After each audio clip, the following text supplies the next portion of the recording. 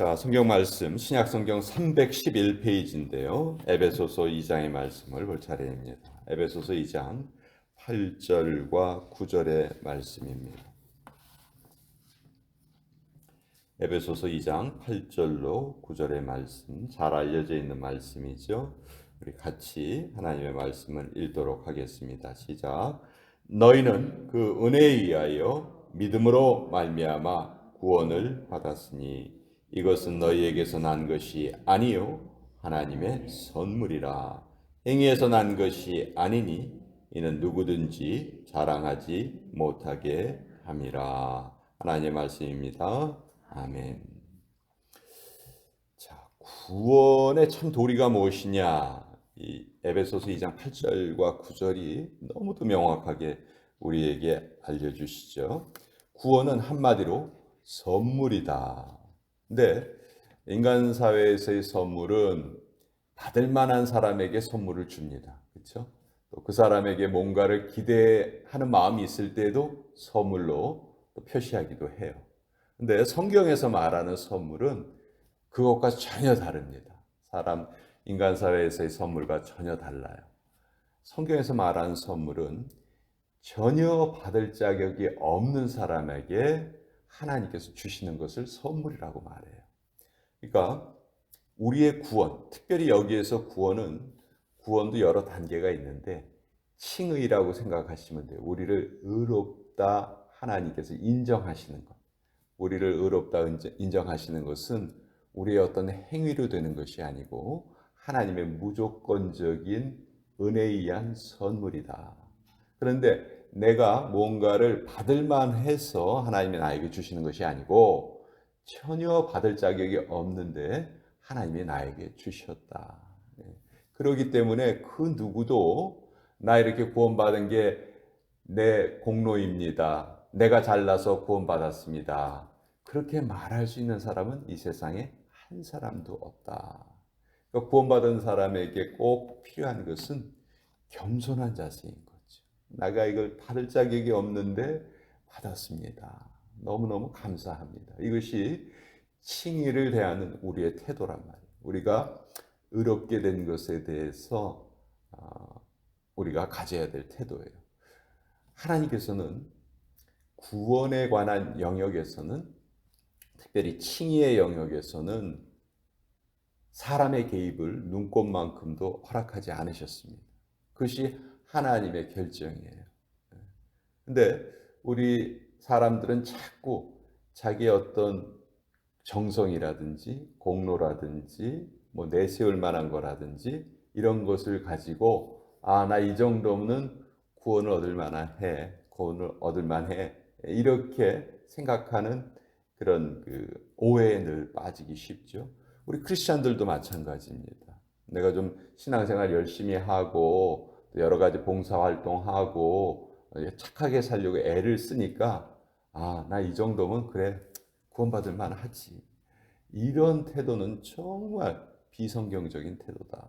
성경은 철저하게 그런 태도를 배격하고 있습니다. 좀 가슴 아픈 이야기가 있는데요. 한국에서 미국으로 입양이 된 남매가 있었어요. 6살짜리하고 7살짜리 남매인데 미국 양부모가 입양을 해서 미국으로 왔습니다. 근데 이 아이들이 도착한 그 다음 날부터 시차도 제대로 적용이 안 됐는데 아침에 일어나 막 설거지를 하는 거예요. 청소도 하고 설거지도 하고 이거 뭐 하루도 빠지지 않고 매일 그러는 겁니다. 영어를 못하니까 양부모가 이렇게 왜 그러냐 물어봐도 대답을 못하는 거예요. 무슨 소리를 하는지 알아듣질 못하니까.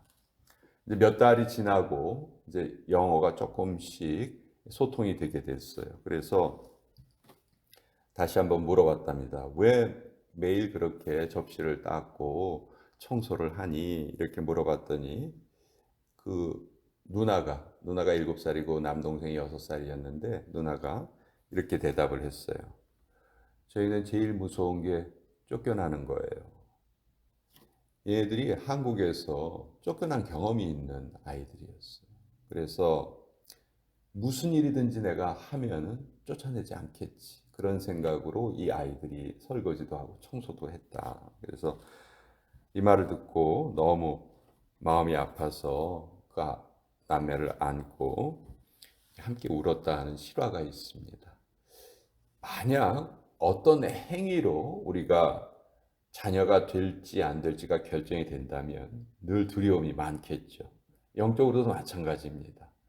하나님의 자녀가 되고 안 되고가 우리의 행위에 달려 있다면 우리 영적으로 늘 불안할 수밖에 없어요. 내가 좀 뭔가 좀 잘하는 것 같으면 이제 좀 안심해도 되겠구나. 그런데 뭔가 제대로 잘 안 되고 내 마음속에 나쁜 생각이 떠오르고 또 그것이 행동으로 옮겨지기도 하고 그러면 그러면 또 버림받을 것 같아서 불안할 것이죠. 그러니까 행위가 그러니까 우리의 구원이 우리의 행위에 의해서 결정되는 거라면 하루에도 수백 번 우리는 천당과 지옥을 왔다 갔다 할 것입니다. 그러나 성경은 분명히 말씀을 하시죠. 9절에 행위에서 난 것이 아니다. 구원은 하나님의 칭의는 행위에서 난 것이 아니다. 이렇게 분명히 말씀하고 있어요. 만약 우리가 행위로 구원을 얻는다면 예수님의 십자가가 도저히 설명이 안 됩니다. 예수님께서 왜 십자가에 매달려 돌아가세요?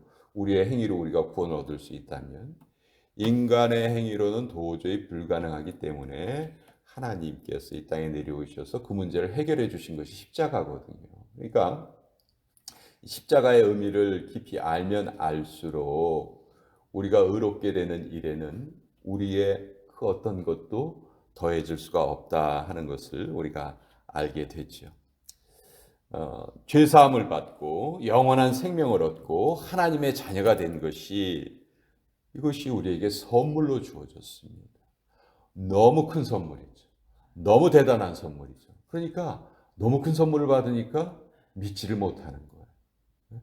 우리가 뭐 100원짜리 과자 주면 땡큐 하지만 여기 한 1조 정도 그냥 마음대로 용돈으로 쓰세요. 그러면 우리 기절하겠죠.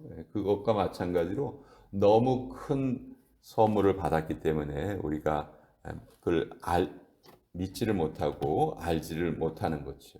만약 우리가 누군가에게 정성을 다해서 선물을 줬는데 그 선물을 받은 사람이 받자마자 자기 지갑을 꺼내면서 이거 얼마짜리예요? 제가 좀 돈으로 갚을게요. 라고 말한다면 선물을 준 사람의 마음이 어떻겠어요? 그 선물 준 사람의 마음을 오히려 모욕하는 거잖아요. 그러니까 하나님께서 우리에게 주신 칭의의 선물이 이와 같다는 것이죠.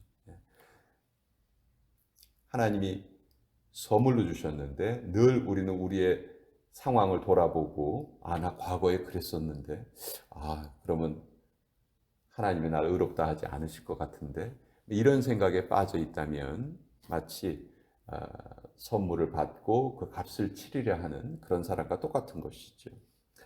자, 칭의는 의롭게 되는 것에는 우리의 어떠한 것도 필요 없습니다.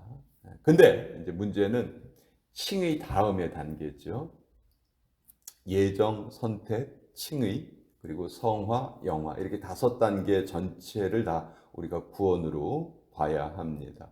우리 한국 분들은 자꾸 이 칭의를 의롭게 되는 것을 구원의 전부라고 생각을 하고 내가 이제 의롭게 되었으니까 나 이제 무조건 천국 가니까 나 이제 좀 편안하게 살아도 돼. 이렇게 생각하는데 아주 잘못된 생각이죠. 칭의를 그러니까 의롭다함을 얻기 위해서는 우리의 어떤 행위도 필요 없지만 이제 칭의를 얻었다면 그 다음부터 가장 중요한 것은 행위라고 제가 여러 번 말씀드렸죠.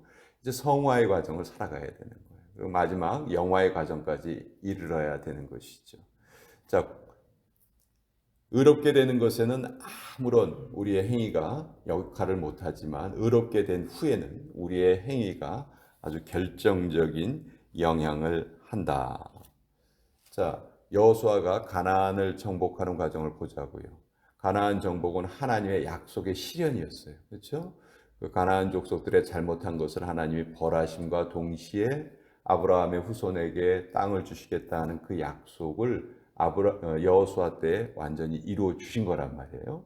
그런데 그 하나님의 모든 약속이 이루어질 때 하나님이 다 정하셨죠. 가나안 땅을 다 이스라엘 백성들에게 주기로 정하셨어요. 근데 실제 전투는 누가 했죠? 실제 전투는 이스라엘 백성들이 가서 실제로 싸운 거예요. 힘들여서 싸운 거예요.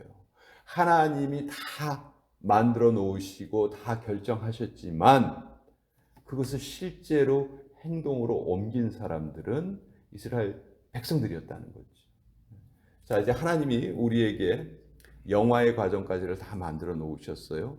칭의까지는 하나님이 강권적으로 하셨어요.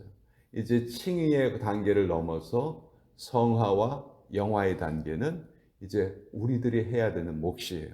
그러나 우리가 연약하다는 것을 하나님이 너무도 잘 알고 계시기 때문에 이 성화와 영화의 과정에 하나님께서 성령님이 우리와 함께 동행하게 해주시면서 계속해서 성령님을 의지하고 그 과정을 함께 이루어가게 하시는 거죠. 근데 이 과정이 너무너무 지금 우리에겐 중요해요. 왜냐하면 이미 우리는 칭의의 단계를 넘어갔기 때문에. 근데 잘못된 구원론에 빠진 사람은 마치 칭의가 목표인 것처럼 여기에 머물러 있어요. 이건 아주 잘못된 구원론이죠. 구원은 우리가 구원을 얻은 다음에는 정말 치열하게 살아야 됩니다. 영적인 싸움을 정말 열심으로 싸워내면서 땀을 흘리며 영적으로 땀을 흘리면서 살아야 돼요. 근데 이 과정이 늘 우리는 난 연약해, 난 능력이 없어 이런 식으로 얼버무리를 하는데 그래서는 안 된다는 거죠. 그래서 에베소서 2장 8절과 9절의 말씀은 이것이 구원의 완성을 의미하는 것이 아니다. 구원의 여러 단계 중에서 칭의까지의 단계다.